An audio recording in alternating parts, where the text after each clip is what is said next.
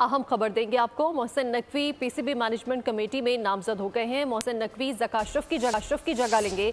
ज़रा के मुताबिक मोहसिन नकवी गवर्निंग बोर्ड के लिए भी नामजद होंगे। आपको बता रहे हैं कि Mohsin Naqvi PCB management committee में नामजद हो गए हैं, जबकि ज़रा के मुताबिक मोहसिन नकवी ज़का अशरफ की जगह लेंगे।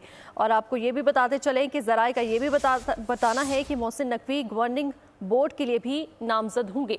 मोहसिन नकवी गवर्निंग बोर्ड के लिए भी नामजद होंगे। Mohsin Naqvi PCB management committee में नामजद और मोहसिन नकवी ज़का अशरफ की जगह लेंगे। अहम खबर जिसके हवाले से आपको आगाह करें हैं, Mohsin Naqvi PCB management committee में नामजद हो गए हैं।